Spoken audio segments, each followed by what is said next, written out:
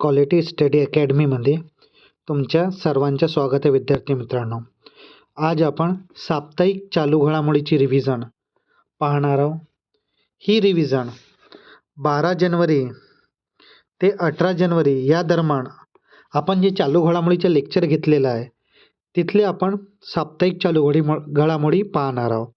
तर हा सेशन जो आहे तो रिव्हिजन स्वरूपात असेल आणि ज्या विद्यार्थ्यांनी आपले डेली करंट अफेअर पाहिलं नाही आहे त्यांनी हा रिव्हिजन स्वरूपात त्यांची एक क्विक रिव्हिजन हो म्हणून आपण दर रविवारी साप्ताहिक चालू घडामोडीची हा व्हिडिओ लेक्चर घेतो. तर आज आपण पाहूया 12 ते 18 जानेवारी या दरम्यान घडलेले साप्ताहिक चालू घडामोडीचे लेक्चर रिव्हिजन स्वरूपात. तर विद्यार्थी मित्रांनो, आपण काल विचारलेला प्रश्न, नवी मुंबई आंतरराष्ट्रीय विमानतळाला कोणाचे नाव देण्याची घोषणा मुख्यमंत्री देवेंद्र फडणवीस यांनी केलेली आहे. तर लोकनेते दिबा पाटील यांचे नाव देण्याची घोषणा मुख्यमंत्री देवेंद्र फडणवीस यांनी केलेली आहे. म्हणजे ऑप्शन क्रमांक 2 आपला बरोबर उत्तर राहील. त्यानंतर आता पाहू आपण आजचे प्रश्न. भारत सरकारने माधव गाडगीळ यांना पद्मभूषण पुरस्कार कोणत्या वर्षी सन्मानित केला? तर तो वर्ष होता 2006. म्हणजे ऑप्शन क्रमांक 3 आपला बरोबर उत्तर राहील. आणि माधव गाडगीळ यांना पद्मश्री 1981 या वर्षी मिळालेला होता. त्यानंतर पुढला प्रश्न, भारतातील पहिले पूर्णपणे कागदविरहित पेपरलेस जिल्हा न्यायालय कोणते ठरलेले आहे? तर ते वायनाडचं कल्लापट्टा हे ठरलेलं आहे. म्हणजे ऑप्शन क्रमांक 1 आपला बरोबर उत्तर राहील. आता आपण याबद्दल माहिती पाहूया. पहिले कागदविरहित उच्च न्यायालय केरळ उच्च न्यायालय, उद्घाटन 1 जानेवारी 2022. पहिले पूर्णपणे कागदविरहित जिल्हा न्यायालय वायनाड जिल्ह्यातील केलीपट्टा केरळमध्ये, उद्घाटन 6 जानेवारीला झाला 2026 रोजी. महाराष्ट्राचे पहिले कागदविरहित न्यायालय वाशी न्यायालय नवी मुंबई आणि उद्घाटन एप्रिल 2023. उद्देश्य पर्यावरणपूरक आणि वेगवान डिजिटल न्यायप्रक्रिया. तर या भारतातील पहिल्या कागदविरहित न्यायालयाबद्दल महत्त्वाची इन्फॉर्मेशन. त्यानंतर पुढला प्रश्न, राष्ट्रीय मानव अधिकार आयोग NHRCचे महासंचालक तपास नोंदणी पदी कोणाची नियुक्ती झाली आहे? तर या प्रश्नाचं उत्तर राहणार ऑप्शन क्रमांक 1 अनुपम नीलकंठ चंद्रा. तर 1 ऑप्शन क्रमांक बरोबर उत्तर राहील. आता आपण याबद्दल माहिती पाहूया. विद्यमान महासंचालक कोण आहे? अनुप कुमार चंद्रा. कशाचे? राष्ट्रीय मानव अधिकार आयोग. नियुक्ती 9 जानेवारी 2026. पार्श्वभूमी, त्या 1994 बॅचचे भारतीय पोलीस सेवा IPS अधिकारी आहेत. पूर्वीचे पद सशस्त्र सीमा बल मध्ये विशेष महासंचालक होत्या. त्यांचा कार्यकाळ 31 मार्च 2021 पर्यंत निश्चित करण्यात आलेला आहे. माजी महासंचालक त्यांनी आनंद स्वरूप यांच्याकडून पदभार स्वीकारला आहे आणि त्यांची बदली गृह मंत्रालयामध्ये झालेली आहे. नॅशनल ह्युमन राईट कमिशनचे अध्यक्ष सध्या न्यायमूर्ती V. रमा सुब्रमण्यम हे आयोगाचे अध्यक्ष होते. त्यानंतर पुढला प्रश्न, तनिष्कच्या फेस्टिवल ऑफ द डायमंडची ब्रँड अँबॅसेडर म्हणून कोणाची नियुक्ती झालेली आहे? तर ऑप्शन क्रमांक 3 अनन्या पांडे यांची नियुक्ती झालेली आहे. त्यानंतर पुढला प्रश्न, नवी दिल्ली येथे सुरू झालेला जागतिक पुस्तक मेळा 2026 मध्ये सन्माननीय अतिथी म्हणून कोणत्या देशाला आमंत्रित करण्यात आलेलं आहे? तर तो देश आहे कतार. म्हणजे ऑप्शन क्रमांक 3 आपला बरोबर उत्तर राहील. आणि स्पेन या कंट्रीला फोकस कंट्री म्हणून आमंत्रित केलेलं आहे. त्यानंतर पुढला प्रश्न, उदयने सुरू केलेले शुभंकर मास्कोटचं नाव काय आहे? तर त्याचं नाव आहे उदय. तर ऑप्शन क्रमांक 2 बरोबर उत्तर राहील. आता आपण याबद्दल माहिती पाहूया. UIDAI याच्या मास्कोटबद्दल माहिती. हे आधार रिलेटेड संस्था आहे. आधाराच्या या अधिकृत मास्कोटचे नाव उदय असं आहे. आधारशी संबंधित सेवाची माहिती सोप्या आणि सुलभ पद्धतीने नागरिकांपर्यंत पोहोचण्यासाठी यांची निर्मिती करण्यात आलेली आहे. माय गव्हर्नमेंट प्लॅटफॉर्मवर आयोजित देशव्यापी स्पर्धेतून हा मॉस्कोटची आणि नावाची निवड करण्यात आलेली आहे. डिझाईन केरळमधील त्रिशूल येथे अरुण गोकुल यांनी या मास्कोटचं डिझाईन केलेलं आहे. नाव देणारा भोपाळची रिया जैन हिनं नाव सुचवलं आहे. उदय हे नाव निवडलं गेलं. अनावरण 8 जानेवारी 2026 रोजी तिरुवनंतपुरम येथे UIDAIचे अध्यक्ष नीलकंठ मिश्रा यांच्या हस्ते अनावरण करण्यात आलेलं. महत्त्व उदय हा नागरिकांसाठी एक डिजिटल साक्षीदार म्हणून काम करेल आणि आधार सुरक्षा तसेच अपडेटबाबत मार्गदर्शन करेल. त्यानंतर आपण पाहूया पुढला प्रश्न. अखिल भारतीय व्याघ्र गणना 2026चा पहिला टप्पा कोणत्या अभयारण्यातून सुरू झालेला आहे? तर थंपाई पेरियार वन्य अभयारण्य इथून हा पहिल्या टप्प्याची सुरुवात करण्यात आलेली आहे. म्हणजे ऑप्शन क्रमांक 3 आपला बरोबर उत्तर राहील. आता माहिती पाहूया आपण. अखिल भारतीय व्याघ्र गणना 2026चा पहिला टप्पा. कालावधी काय? 5 ते 6 जानेवारी 2026 दरम्यान सुरू झाला. या दरम्यान प्रामुख्याने लाईन ट्रान्झिट पद्धतीचा वापर केला जातो. यामध्ये वन अधिकारी जंगलात चालत जाऊन वाघाचे खुणा शोधतात. नोंदणी वाघाचे पावलीचे ठसे त्याला आपण पगमार्क आणि विष्ठा स्कँक्ट झाडावर नखाचे खुणा आणि वाघानं केलेली शिकारची नोंद केली जाते. तंत्रज्ञान या सर्व नोंदी प्रत्यक्ष कागदावर न करता M-स्ट्रीप नावाची जे ॲप राहते तर त्या ॲपचं फुल फॉर्म काय? Monitoring system for tiger intensive protection and ecology status या मोबाईल ॲपद्वारे डिजिटल पद्धतीनं भरला जाते.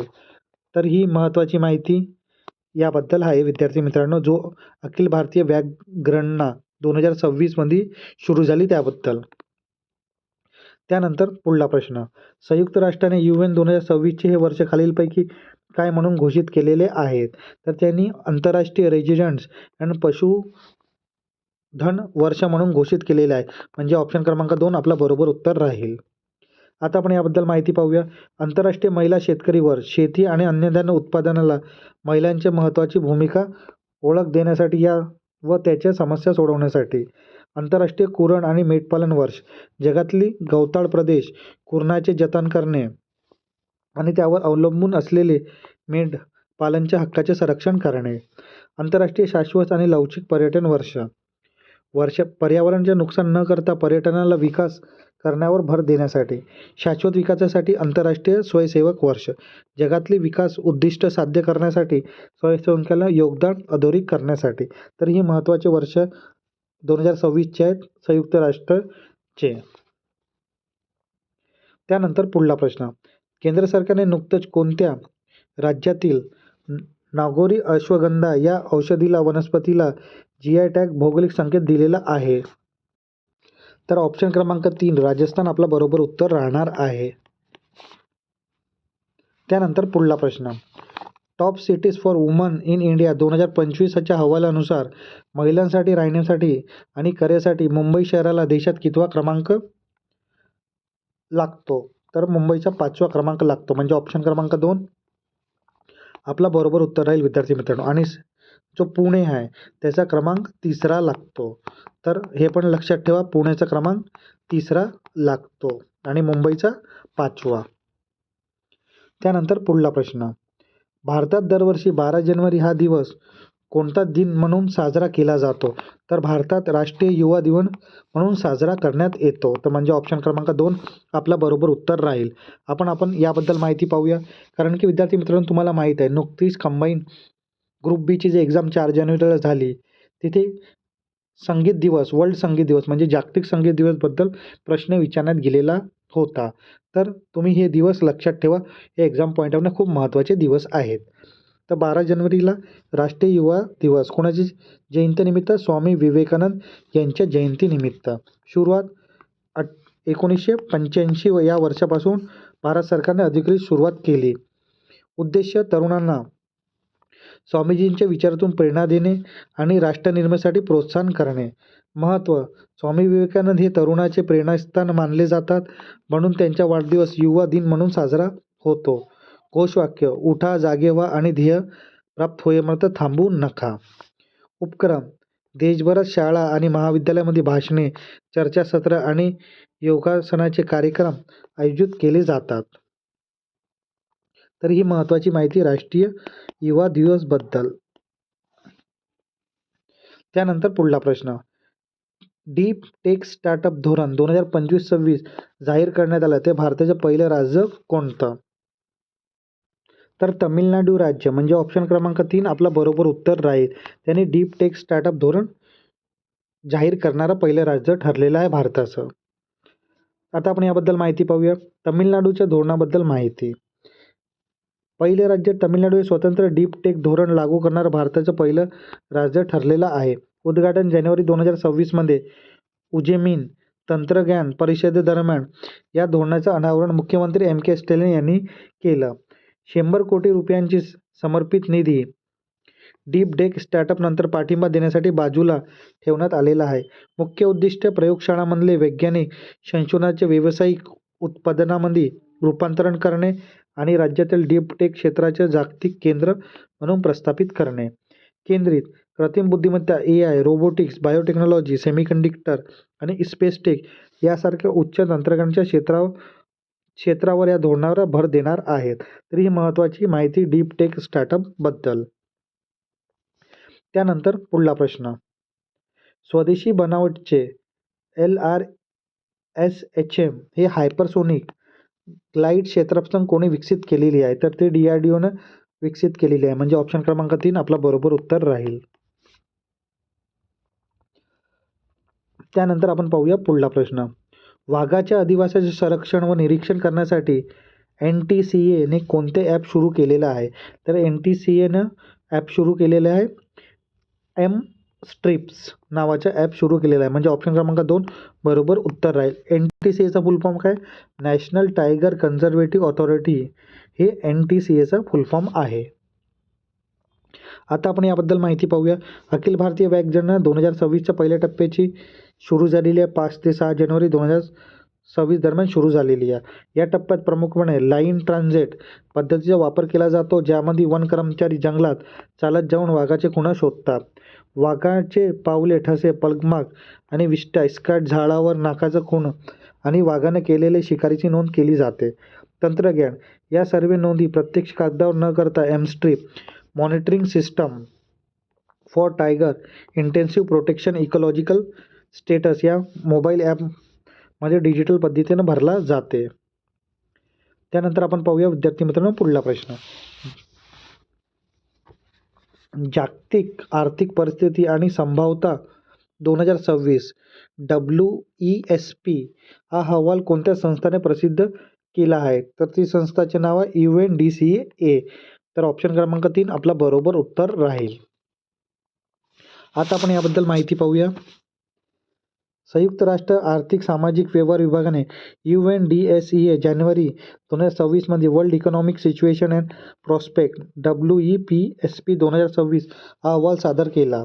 भारताचे विकास दर 2026 मध्ये भारताच्या GDP दराच्या वाढीचा दर 6.6 राहण्याचा अंदाज आहे.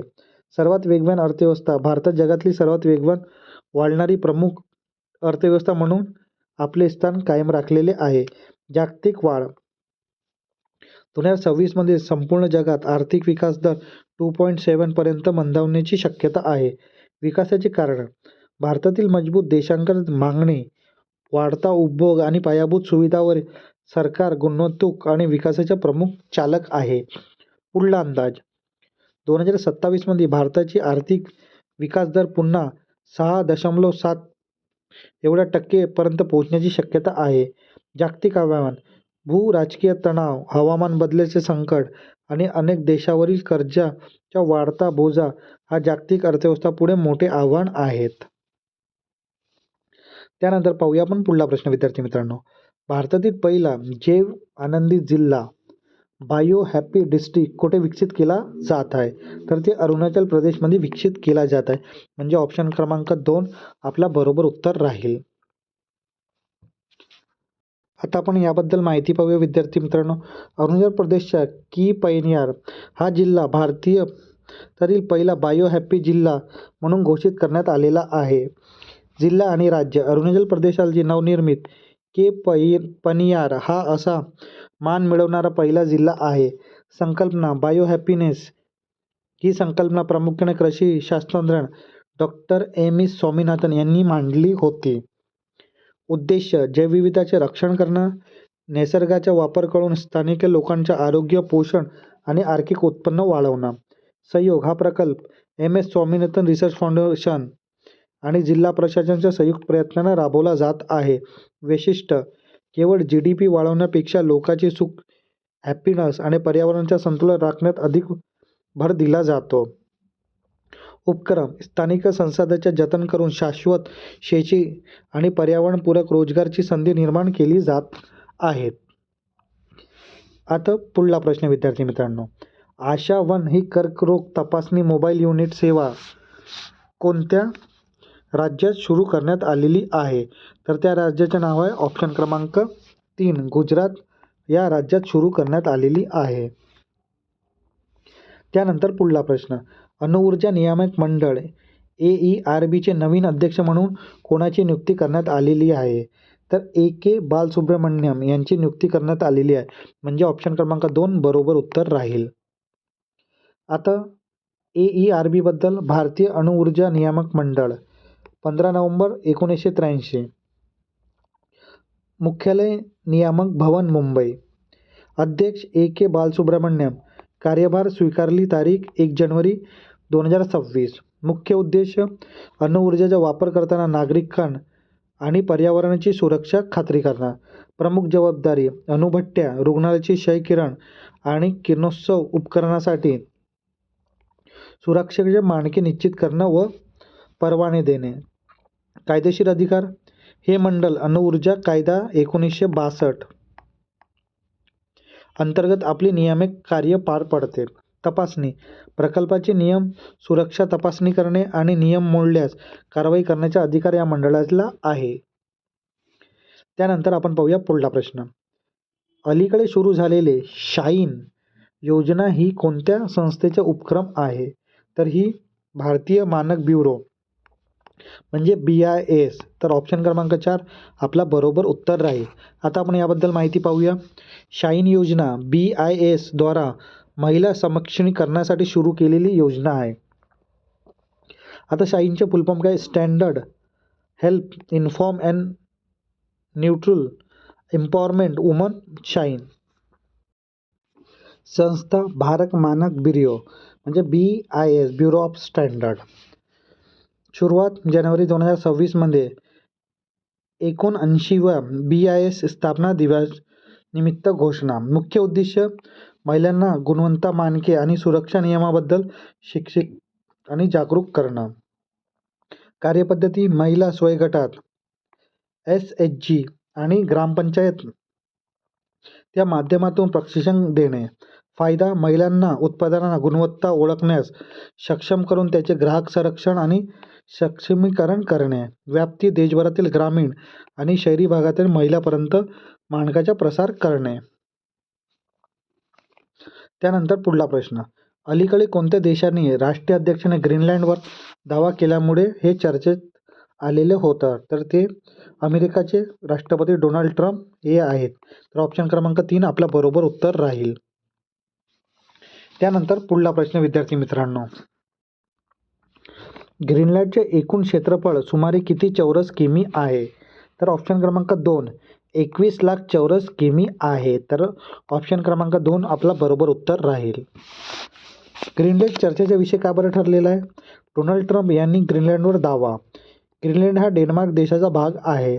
ग्रीनलँड हे जागतिक सर्वात मोठं बेट आहे. खंड उत्तर अमेरिका. क्षेत्रफळ सुमारे 21 लाख किमी. 80% भाग बर्फानं आच्छादन दिलेला आहे. डेन्मार्क US च्या दोन्ही नाटोचे सदस्य आहेत. ग्रीनलँड चर्चेचा विषय का बरं ठरलेला आहे? डोनाल्ड ट्रम्प यांनी ग्रीनलँडवर दावा केलेला आहे. ग्रीनलँड हा डेन्मार्क देशाचा भाग आहे. ग्रीनलँड हे जगातील सर्वात मोठं बेट आहे. खंड उत्तर अमेरिका. क्षेत्रफळ सुमारे 21 लाख चौरस किमी. 80% भाग बर्फाने आच्छादलेला आहे. डेन्मार्क आणि USA दोन्ही नाटोचे सदस्य आहेत. त्यानंतर पुढला प्रश्न, स्पेनिश सुपर चषक फुटबॉल स्पर्धेच्या अंतिम सामन्यात बार्सेलोनानं कोणाचा पराभव केला? तर बार्सेलोनानं रियाल मॅड्रिड याचा पराभव केला. म्हणजे ऑप्शन क्रमांक 2 आपला बरोबर उत्तर राहील. बार्सेलोनाने 16व्यांदा पटकावलं फुटबॉलच्या स्पेनिश सुपर चषकाला. बार्सेलोनानं सौदी अरेबिया जेहाद इथे झालेल्या स्पेनिश सुपर चषक फुटबॉल स्पर्धेत अंतिम सामन्यात रियाल मॅड्रिडचा पराभव करून विजेतेपद पटकावलेलं आहे. बार्सेलोना सलग दुसऱ्यांदा एकूण 16व्यांदा ही स्पर्धा जिंकलेली आहे. आता त्यानंतर पुढला प्रश्न, इस्रोने कोणत्या रॉकेटची मोहीम नुकतीच अपयशी ठरलेली आहे? तर PSLV C62 ही मोहीम आहे. तर ऑप्शन क्रमांक 2 आपला बरोबर उत्तर राहील. आता याबद्दल आपण माहिती पाहूया. भारतीय अंतराळ संशोधन संस्था इस्रो PSLV C62 ही 2026 मधली पहिली मोहीम होती, जी दुर्दैवाने तांत्रिक बिघाडीमुळे अयशस्वी ठरलेली आहे. प्रक्षेपण 12 जानेवारी 2026. वेळ सकाळी 10:18. ठिकाण सतीश धवन अंतराळ केंद्र Sriharikota. Rocket PSLV polar satellite launch vehicle ची 64वी उडान आहे. मुख्य उपग्रह EOSNI अन्वेषा हा एक प्रगत अर्थ ऑब्झर्वेशन सॅटेलाइट पृथ्वी प्रक्षेपण ग्रह होता. एकूण उपग्रह या रॉकेटमधून 16 उपग्रह, एक मुख्य आणि 15 सहप्रवासी अवकाशात पाठवले जाणार होते. तर ही महत्त्वाची माहिती आहे.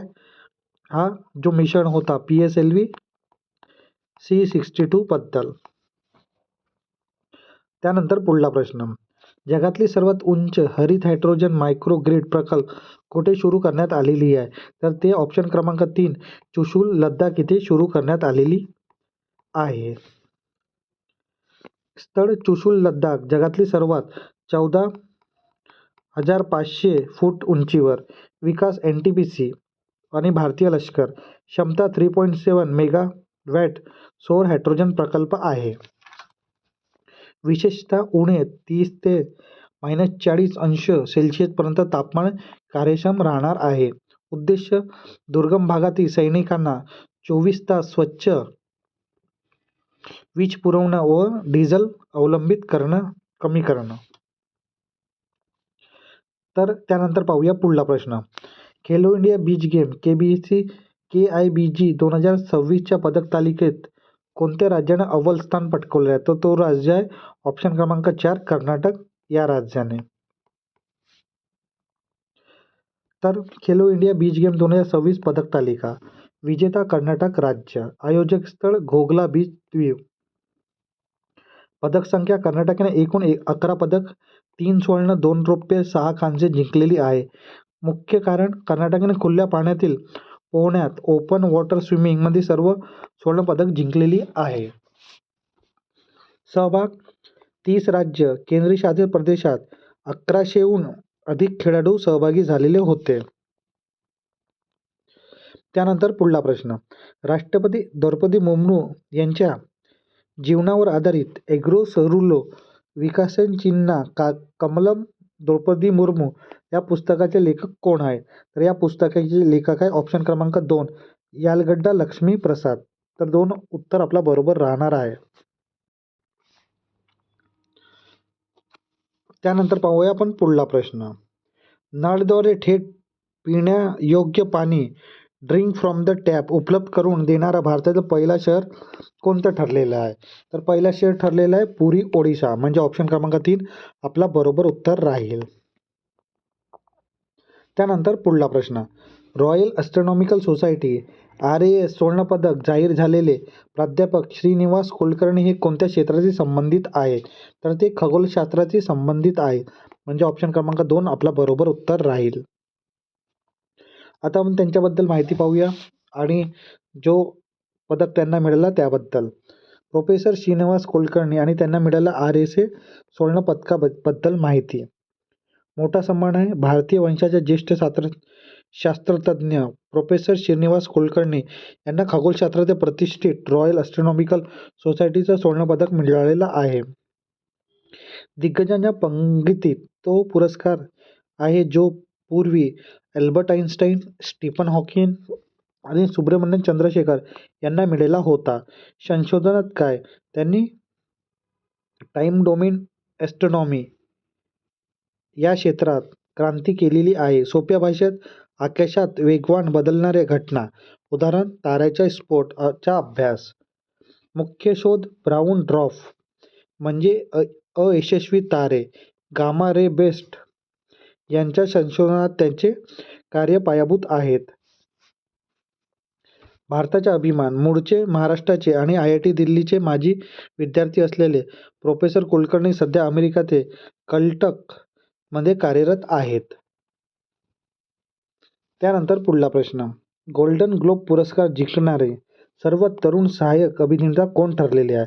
तर ते ओवेन कपूर ठरलेले आहेत. म्हणजे ऑप्शन क्रमांक 2 आपला बरोबर उत्तर राहील. त्यानंतर पुढला प्रश्न. कोणत्या चित्रपट निर्मात्याने लिली या चित्रपटासाठी जगातली सर्वात मोठा AI चित्रपट पुरस्कार जिंकलेला आहे? तर ऑप्शन क्रमांक 1 आपला बरोबर उत्तर राहील. जुबेर जलसी. त्यानंतर पुढला लिलीबद्दल आपण माहिती पाहूया. लिली जगातला पहिला मोठा AI चित्रपट ठरलेला आहे.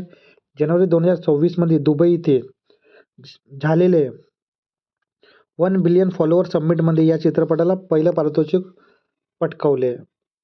बक्षिसाची रक्कम $1 दशलक्ष, सुमारे 8.3 कोटी रुपये. दिग्दर्शक हा चित्रपट ट्युनिशियाच्या चित्रपट निर्माते जुबर जेलेसी यांनी तयार केलेला आहे. AIचा वापर करून संपूर्ण चित्र गुगलचा VEO आणि जेमिनी सारख्या प्रगत AI तंत्रज्ञानाचा वापर करून बनवलेला आहे. कथा काय आहे? एका अपघातानंतर हिट अँड रन एका व्यक्तीला होणाऱ्या पश्चातापाची भावना आणि त्यांच्या कारमध्ये अडकलेली एक बाहुली जी त्याच्या विवेकाचे प्रतीक बनते. AI केवळ ॲनिमेशन नाही तर एक मानवी भावना आणि गंभीर कथा सांगण्याचे देखील वापरला येते ह्या चित्रपटाने सिद्ध केलेले आहे. तर ही महत्त्वाची माहिती लिली या चित्रपटाबद्दल. त्यानंतर पुढला प्रश्न. आंतरराष्ट्रीय क्रिकेटमध्ये सर्वाधिक धावा करणारा खेळाडू यादीत विराट कोहली कितव्या क्रमांकावर पोहोचलेला आहे? तर विराट कोहली 2ऱ्या क्रमांकावर पोहोचलेला आहे. म्हणजे ऑप्शन क्रमांक 4 आपला बरोबर उत्तर राहील. त्यांनी टोटल किती धावा केलेल्या आहेत? तर 28,068 एवढे धावा त्यांनी केलेले आहेत. त्यानंतर आपण पाहूया पुढला प्रश्न. अर्मलम वन्यजीव अभयारण्य हे कोणत्या राज्याचे पहिलं फुलपाखरू अभयारण्य म्हणून घोषित झालेलं आहे? तर तो राज्य आहे केरळ. म्हणजे ऑप्शन क्रमांक 3 आपला बरोबर उत्तर राहील. आता आपण याबद्दल माहिती पाहूया. अरलम वन्यजीव अभयारण्य हे केरळ राज्याचं पहिलं फुलपाखरू अभयारण्य म्हणून घोषित करण्यात आलेलं आहे. हे अभयारण्य केरळच्या कन्नूर जिल्ह्यात स्थित आहे. विविधता. इथे फुलपाखरांच्या 250 पेक्षा जास्त प्रजाती आढळतात. विशेषतः पश्चिम घाटातील दुर्मिळ प्रजातीचे संवर्धन करण्यासाठी आणि त्यांच्या नैसर्गिक अधिवासाचे रक्षण करण्यासाठी या फुलपाखरू अभयारण्याला म्हणून विशेष दर्जा देण्यात आलेला आहे. पर्यटन, निसर्गप्रेमी आणि संशोधनासाठी हा महत्त्वाचा केंद्र ठरलेला आहे. त्यानंतर पुढला प्रश्न. कोणत्या राज्याने कोलामार्ग वनक्षेत्राला नुकतंच अभयारण्याचा दर्जा दिलेला आहे? तर तो राज्य आहे आपला महाराष्ट्र राज्य. म्हणजे ऑप्शन क्रमांक 2 आपला बरोबर उत्तर राहील. महाराष्ट्र राज्याने गडचिरोली जिल्ह्याला कोलामार्ग वनक्षेत्राला वन्यजीव अभयारण्याचा दर्जा दिलेला आहे. हे अभयारण्य गडचिरोली जिल्ह्याच्या अहेरी तालुक्यात कमलापूर वन परिक्षेत्रात येते. कशासाठी प्रसिद्ध आहे? कोलामार्ग हे प्रामुख्याने रानमशीतील वाईल्ड वॉटर बफेलो संवर्धनासाठी ओळखलं जाते. महाराष्ट्रातील रानमशीचा अधिवास असलेला एकमेव क्षेत्र आहे. पार्श्वभूमी. सुरुवातीला 2013 मध्ये या क्षेत्राला संवर्धन राखीव क्षेत्र कन्झर्वेशन रिझर्व म्हणून घोषित करण्यात आलेला आहे. जून 2022 मध्ये राज्य वन्यजीव मंडळाच्या बैठकीत या अभयारण्याचा पूर्ण दर्जा देण्याचा निर्णय घेण्यात आलेला आहे. विस्तार. हे अभयारण्य सुमारे 180.72 चौरस किलोमीटर क्षेत्राचे पसरलेलं आहे. महत्त्व छत्तीसगडच्या इंद्रावती राष्ट्रीय उद्यानाला लागूनच हे क्षेत्र असल्याने रानमशीला मुक्त संचारासाठी आणि त्याचे वंशवृद्धीसाठी हे क्षेत्र अत्यंत महत्त्वाचे मानले जाते. त्यानंतर पुढला प्रश्न, पंखुरी पोर्टल कोणत्या मंत्रालयाने सुरू केलेली आहे? तर पंखुरी पोर्टल महिला आणि बाल विकास मंत्रालय यांनी सुरू केलेली आहे. म्हणजे ऑप्शन क्रमांक 3 आपला बरोबर उत्तर राहील. पंखुरी पोर्टल हे महिला आणि बाल विकास मंत्रालयाने सुरू केलेली आहे. हे उद्देश प्रामुख्याने अंगणवाडी सेविका आणि मदतीस यांना सक्षमीकरणासाठी तयार करण्यात आलेला आहे. हा पोर्टलद्वारे अंगणवाडी सेविकांना त्यांना मानधन, कामाचा अहवाल आणि प्रशिक्षणाच्या संबंधित माहितीची एकाच ठिकाणी उपलब्ध करून दिली जाते. डिजिटलायझेशन, अंगणवाडी केंद्राच्या कामकाजापर्यंत पारदर्शकता आणि सुलभता आणणं या मार्गाचा मुख्य उद्देश आहे. हे पोर्टल केंद्र सरकारने डिजिटल इंडियाच्या मोहीम आणि महिला कल्याणासाठी असलेल्या योजनांचा एक भाग आहे. त्यानंतर पुढला प्रश्न, 2026चे ब्रिक्स शिखर परिषदेचे यजमानपद कोणत्या देशाने भूषवणार आहे? तर तो देश आहे आपला भारत देश. म्हणजे ऑप्शन क्रमांक 2 आपला बरोबर उत्तर राहील. त्यानंतर पुढला प्रश्न, 2026च्या रँकिंग अनुसार जगातला सर्वात शक्तिशाली पासपोर्ट कोणत्या देशाचे आहेत? तर तो देश आहे सिंगापूर. म्हणजे ऑप्शन क्रमांक 2 आपला बरोबर उत्तर राहणार आहे. सलग दुसऱ्यांदा सिंगापूरचा पासपोर्ट जगातला सर्वात शक्तिशाली पासपोर्ट ठरलेला आहे. आता आपण याबद्दल माहिती पाहूया, पण त्याआधी एक प्रश्न, 2025च्या रँकिंग अनुसार भारताचा पासपोर्ट गेल्या वर्षीच्या तुलनेत 5 स्थानांची झेप घेत कितव्या स्थानावर गाठलेला आहे? तर ऑप्शन क्रमांक 3 80व्या नंबरवर भारताचा पासपोर्ट स्थान गाठलेलं आहे. आता आपण याबद्दल माहिती पाहूया. जागतिक पासपोर्ट रँकिंग 2026, सिंगापूर अव्वल. 2026 मध्ये रँकिंग अनुसार सिंगापूर पासपोर्टने सलग दुसऱ्या वर्षी जगातली सर्वात शक्तिशाली पासपोर्ट ठरलेला आहे. सिंगापूरची क्षमता, सिंगापूरच्या नागरिकांना 227 पैकी 192 देशामध्ये बिना विजा प्रवास करू शकतात. दुसऱ्या स्थानावर जापान आणि दक्षिण कोरिया हे देश संयुक्तपणे दुसऱ्या स्थानावर आहेत, ज्यांच्या नागरिकांना 188 देशामध्ये विना विजा प्रवेश मिळतो. त्यानंतर तिसऱ्या क्रमांकावर Denmark, Luxembourg, Spain, Sweden, Switzerland या 5 देशांनी तिसरं स्थान पटकावलेलं आहे. त्यानंतर भारत 10व्या स्थानी. भारताने गेल्या वर्षी तुलनेत 5 स्थानाची झेप घेत 80वे स्थान गाठलेलं आहे. 6व्या आशियाच्या देशाच्या वर्चस्व यादीत देशानं आपले वर्चस्व कायम राखलेले आहे. तर ही महत्त्वाची माहिती आहे विद्यार्थी मित्रांनो जागतिक पासपोर्ट रँकिंग बद्दल. हे तुम्ही लक्षातच ठेवा विद्यार्थी मित्रांनो. युरोपियन देशाची कामगिरी फ्रान्स, जर्मनी, इटली आणि नेदरलँड यासारख्या 10 देश चौथ्या स्थानावर आहेत. म्हणजे 185 देशांमध्ये त्यांना विना विजा प्रवेश मिळतो. अमेरिका 10व्या स्थानी. शक्तिशाली अर्थव्यवस्था असूनही अमेरिका यादीत 10व्या स्थानावर आहे, ज्यांनी 179 देशात विजा प्रवेश मिळतो. सर्वात कमकुवत पासपोर्ट अफगाणिस्तान याआधी सर्वात तळाला म्हणजे 101व्या स्थानी आहे. अफगाणिस्तानच्या नागरिकांना केवळ 24 देशात विजाशिवाय प्रवेश मिळतो. अहवालाचा स्रोत ही सर्व माहिती हेनली पासपोर्ट इंडेक्स या अहवालावर आधारित आहे. त्यानंतर पुढला प्रश्न, 15 जानेवारी 1949 रोजी भारतीय लष्कराचे पहिले भारतीय कमांडर इन चीफ म्हणून कोणी पदभार स्वीकारला होता? तर ते फील्ड मार्शल के.एम. करप्पा होते. तर ऑप्शन क्रमांक 3 आपला बरोबर उत्तर राहील. त्यानंतर पुढला प्रश्न, सध्या जानेवारी 2026 अनुसार भारतीय लष्कराप्रमुख चीफ ऑफ आर्मी स्टाफ कोण आहेत? तर ते जनरल उपेंद्र द्विवेदी आहेत. म्हणजे ऑप्शन क्रमांक 1 आपला बरोबर उत्तर राहील. 15 जानेवारी भारतीय लष्कर दिन का बरं साजरा केला जातो? 15 जानेवारी 1949 रोजी फील्ड मार्शल के.एम. करप्पा यांनी भारताचे पहिले भारतीय कमांडर इन चीफ म्हणून सूत्र हाती घेतलेले होते. या ऐतिहासिक घटनेचे स्मरण म्हणून हा दिवस आपण साजरा करतो. मुख्य सोहळा नवी दिल्लीच्या करिप्पा परेड मैदानावर मुख्य कार्यक्रम आणि परेड आयोजित केला जातो. उद्देश देशासाठी बलिदान देणारे शूर सैनिकांच्या शौर्य आणि निष्ठेचे सन्मान करणे आणि त्याच्या आदरांजली वाहणे. ब्रीदवाक्य. भारतीय लष्कराचे ब्रीदवाक्य आहे सेवा परमो धर्म, सर्व्हिस बिफोर सेल्फ. त्यानंतर पुढला प्रश्न, ग्रॉक आणि AI चॅटबॉटवर बंदी घालणार जगातले पहिले देश कोण ठरलेले आहे? तर ते ठरलेले आहेत मलेशिया आणि इंडोनेशिया. म्हणजे ऑप्शन क्रमांक 3 आपला बरोबर उत्तर राहील. आता आपण याबद्दल माहिती पाहूया. ग्रॉकवर AI चॅटवर बंदी बाबत इंडोनेशिया आणि जगातला पहिला देश ठरलेला आहे. बंदीची तारीख 10 जानेवारी 2026 रोजी बंदी अधिकृतपणे लागू केली. बंदीचे कारण या चॅटबॉटचा वापर करून महिला आणि मुलांना अश्लील डीपफेक फोटो तयार केले जात असल्यामुळे हा निर्णय घेण्यात आलेला आहे. दुसरा देश इंडोनेशिया आणि मलेशियानेही 11 जानेवारी 2026 रोजी ग्रॉकवर बंदी घातली. सुरक्षेचा प्रश्न. मानव अधिकार आणि डिजिटल सुरक्षेच्या उल्लंघनानंतर हा चॅटबॉट जगातल्या स्तरावर वादाच्या भोवती सापडलेला आहे. तर ही महत्त्वाची माहिती आहे. त्यानंतर पुढला प्रश्न, नवी दिल्ली मुंबई आंतरराष्ट्रीय विमानतळाला कोणाचं नाव देण्याची घोषणा मुख्यमंत्री देवेंद्र फडणवीस यांनी केलेली आहे?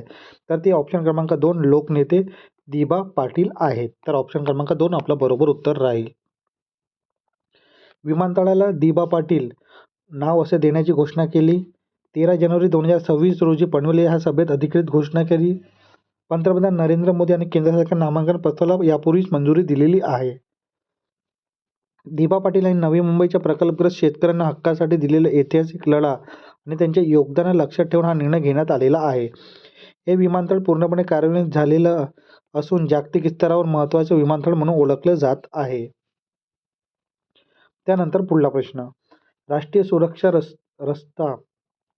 राष्ट्रीय रस्ता सुरक्षा महिना 2026 कधी साजरा होत आहे? तर तो ऑप्शन क्रमांक 2 आहे, म्हणजे 1 ते 31 जानेवारी 2026. आता त्यानंतर पुढला प्रश्न, राष्ट्रीय रस्ता सुरक्षा मोहीम 2026चे मुख्य संकल्पना थीम काय आहे? सडक सुरक्षा, जीवन सुरक्षा. तर ऑप्शन क्रमांक 3 आपला बरोबर उत्तर राहील. त्यानंतर पुढला प्रश्न, पुणे ग्रँड टूरसाठी सचिंदा दूत म्हणजे ब्रँड अँबॅसेडर म्हणून कोणाची नियुक्ती करण्यात आलेली आहे? तर ऑप्शन क्रमांक 3 महेंद्रसिंग धोनी यांची नियुक्ती करण्यात आलेली आहे. आता आपण याबद्दल माहिती पाहूया. कर्णधार महेंद्रसिंग धोनी यांनी पुणे ग्रँड टूर सायकलिंग या स्पर्धेसाठी ब्रँड अँबॅसेडर म्हणून नियुक्ती करण्यात आलेली आहे. स्पर्धेचे स्वरूप हे भारतातील पहिली आंतरराष्ट्रीय दर्जाची UCI 2.2 रस्ते सायकलिंग स्पर्धा आहे. ही 5 दिवसाची पुरुष कॉन्टिनेंटल रोड सायकलिंग शर्यत असेल. ठिकाण 19 ते 23 जानेवारी दरम्यान पुणे आणि परिसर मार्गावर पार पडणार आहे. मार्गी आव्हान हा मार्ग सुमारे 467 किमी लांबी असून दख्खनच्या पठार आणि सह्याद्री पर्वतातून जाणार आहे. त्यात तीव्र वळणे आणि आव्हानात्मक चढ-उतार आहे. या स्पर्धेला 35 देशातील 29 संघांना 171 सायकलपटू सहभागी होणार आहेत. धोनी यांची भूमिका. धोनीच्या सहभागामुळे तरुणांमध्ये सायकलिंगबद्दल उत्साह निर्माण होईल आणि या स्पर्धेत प्रतिष्ठा वाढण्यास मदत होईल, असा आयोजकांना विश्वास आहे. महत्त्व, या स्पर्धेमुळे भारताला जागतिक व्यावसायिक सायकलिंग नकाशावर स्थान अधिक भरभक्कम होईल. तर ही महत्त्वाची माहिती दिली या स्पर्धेबद्दल. त्यानंतर पुढला प्रश्न, TBG ऑन व्हील ही भारताची पहिली सौर ऊर्जेवर चालणारी ATM व्हॅन कोणत्या बँकेने सुरू केलेली आहे? तर ती त्रिपुरा ग्रामीण बँक यांनी सुरू केली आहे. म्हणजे ऑप्शन क्रमांक 1 आपला बरोबर उत्तर राहील. आता आपण त्याबद्दल माहिती पाहूया. TBG ऑन व्हील ही भारताची पहिली सौर ऊर्जेवर चालणारी ATM व्हॅन त्रिपुरा ग्रामीण बँक यांनी सुरू केलेली आहे. उद्देश काय आहे? ग्रामीण आणि दुर्गम भागातील नागरिकांना अखंड बँकेची सेवा उपलब्ध करून देणे, विशेषतः अशा ठिकाणी जिथे वीज पुरवठा विरघळत असतो.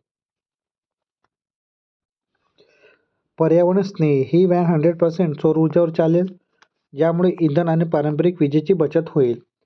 या नाविन्यपूर्ण प्रयोगासाठी त्रिपुरा ग्रामीण बँकाला प्रतिष्ठित स्कॉच सिल्वर अवॉर्ड देऊन सन्मानित करण्यात आलेला आहे.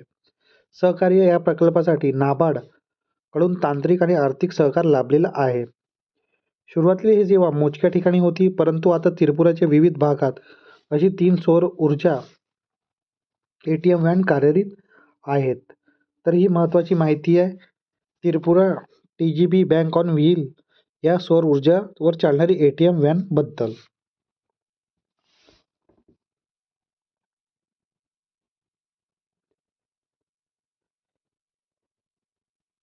त्यानंतर आपण पाहूया पुढला प्रश्न. जपानमधले सुमारी परंपरेचे दुर्मिळ सन्मान मिळवणारे पहिले भारतीय व्यक्ती कोण ठरलेले आहेत? तर ती पवन कल्याण आहेत. म्हणजे ऑप्शन क्रमांक 3 आपला बरोबर उत्तर राहील. त्यानंतर पुढला प्रश्न. खालीलपैकी कोणती ग्रामपंचायत राजस्थानमधली पहिली पूर्णपणे सेंद्रिय पंचायत बनलेली आहे? तर ती बामनवास कंकर ही ग्रामपंचायत आहेत. म्हणजे ऑप्शन क्रमांक 2 आपला बरोबर उत्तर राहील.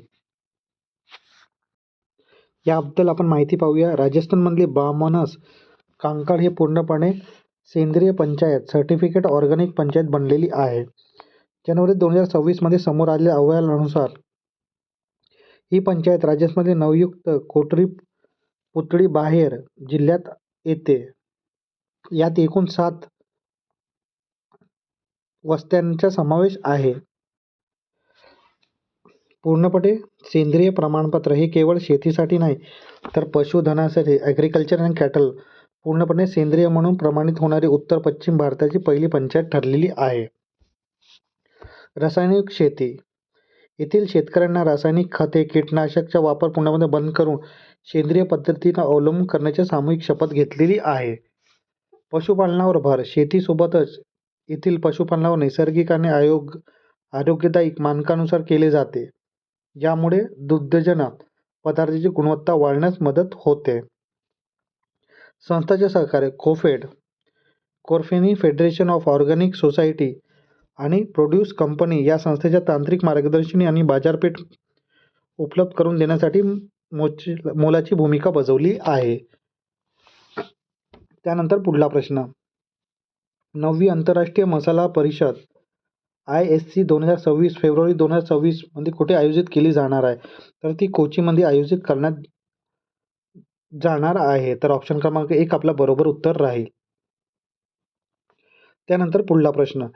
जबाबदारी राष्ट्रीय निर्देशांक रिस्पॉन्सिबल नेशन इंडेक्स कोणत्या संस्थाद्वारे सुरू केली जात आहे? तर ती जागतिक बुद्धिबळ फाउंडेशन. म्हणजे ऑप्शन क्रमांक 3 आपला बरोबर उत्तर राहील. आता याबद्दल माहिती पाहूया आपण. जबाबदार राष्ट्रीय निर्देशांक हा निर्देशांक वर्ल्ड इंटेलेक्चुअल फोरम द्वारा नवी दिल्ली, JNU, IIM मुंबई या सहकार्याने विकसित करण्यात आलेला आहे. एखादा देश आपल्या नागरिकांच्या हितासाठी आणि पर्यावरणासाठी आणि जागतिक शांततेसाठी किती जबाबदारीनं वागतो या मूल्यमापन करण्याचा मुख्य उद्देश आहे. नवा दृष्टिकोन. केवळ GDP किंवा आर्थिक प्रगतीवर लक्ष न देता सामाजिक जबाबदारी आणि नैसर्गिक न्याय या निष्कर्षावर देशाची तुलना केली जाते. हा निर्देशांक जगातील 154 देशांचा समावेश करण्यात आलेला आहे. या निर्देशांकात अनावरण 19 जानेवारी 2026 रोजी नवी दिल्ली येथे भारताचे माजी राष्ट्रपती रामनाथ कोविंद यांच्या हस्ते करण्यात आलेली आहे. तर ही महत्त्वाची निर्देशांक आहे विद्यार्थी मित्रांनो, तुम्ही लक्षात ठेवा. त्यानंतर पुढला प्रश्न. आर्टेमिस 2 मिशन हे कोणत्या अंतराळ संस्थेने मानवयुक्त चंद्र मिशन आहे? तर ती नासाचा मिशन आहे. म्हणजे ऑप्शन क्रमांक 2 आपला बरोबर उत्तर राहील. आता याबद्दल माहिती पाहूया आपण. हे अमेरिका संस्था नासाचं मिशन आहे. मानवयुक्त क्रूड चंद्र मिशन आहे. मोहीम 50 वर्षांपासून अधिक काळानंतर अपोलो मोहीमनंतर चंद्राच्या दिशेने जाणारी पहिली मानव मोहीम आहे. यात 4 अंतराळवीर समावेश आहेत. सहभागी संस्था नासा आहे आणि त्यासोबतच कॅनेडियन स्पेस एजन्सी पण देखील आहे. फ्लायबाय मिशन ही मोहीम अंतराळवीर चंद्रावर उतरणार नाही तर चंद्राभोवती प्रदक्षिणा घालून सुरक्षितपणे पृथ्वीवर परत येईल. ही भविष्यातील आर्टेमिस 3 या चंद्रावर उतरण्याची मोहीमसाठी पूर्वतयारी आहे. अंतराळवीरांची नावे. या मोहीमेसाठी Kim commander Reid Wiseman, pilot Victor Glover, mission specialist Christina Koch आणि जेमी हेरन कॅनडाची यांची निवड करण्यात आलेली आहे. यात क्रिस्टिना कोच या चंद्रावर जाणारी पहिली महिला ठरणार आहेत.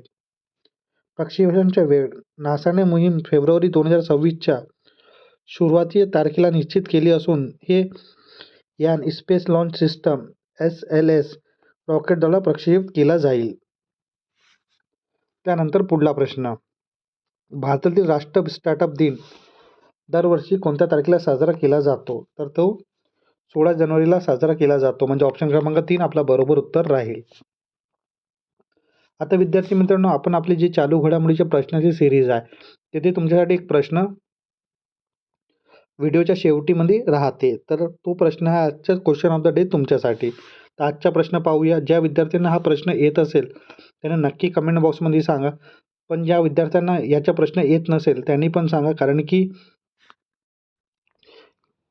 कारण की तुम्हाला जर येत नसेल तरी पण या प्रश्नाचं उत्तर सांगा, कारण की ट्राय करायला हरकत नाही. जर प्रश्न चुकेल तरी आपण उद्याला या प्रश्नाचं उत्तर पाहणारच आहोत. तर नीती आयोगाने निर्यात सज्जनता निर्देशांक EPI 2024 मध्ये कोणत्या राज्याच्या देशात प्रथम क्रमांक पटकावलेला आहे? तर तो राज्य तुम्हाला सांगायचं आहे. ऑप्शन क्रमांक 1 गुजरात, ऑप्शन क्रमांक 2 आहे तामिळनाडू, ऑप्शन क्रमांक 3 आहे महाराष्ट्र आणि ऑप्शन क्रमांक 4 आहे कर्नाटक. तर नक्की उत्तर तुम्ही कमेंट बॉक्समध्ये सांगा विद्यार्थी मित्रांनो. तुम्हाला येत असेल तर नक्की सांगा. नाही येत असेल तरी पण ट्राय करायला हरकत नाही. तर याचे उत्तर तुम्ही कमेंट बॉक्समध्ये सांगाच विद्यार्थी मित्रांनो. आता विद्यार्थी मित्रांनो, आपण आपल्या क्वालिटी स्टडी अकॅडमीच्या यूट्यूब चॅनलवर ही सिरीज चालू घडामोडीची हे तुम्हाला कशी वाटत आहे ते नक्की सांगा. हे आपण दर संडेला रिव्हिजन स्वरूपात आपण वीकली रिव्हिजन म्हणजे साप्ताहिक चालू घडामोडीचे रिव्हिजन स्वरूपात हा व्हिडिओ घेतो. हा व्हिडिओ तुम्हाला कसा वाटत ते पण नक्की सांगा. आणि जर तुम्हाला हा व्हिडिओ आवडत असेल ही सिरीज तुम्हाला कशी वाटत आहे आणि जर ही सिरीज पण तुम्हाला आवडत असेल तर नक्की लाईक करा, शेअर करा आणि आपल्या क्वालिटी स्टडी अकॅडमीच्या यूट्यूब चॅनलला सबस्क्राईब करायला विसरू नका. धन्यवाद.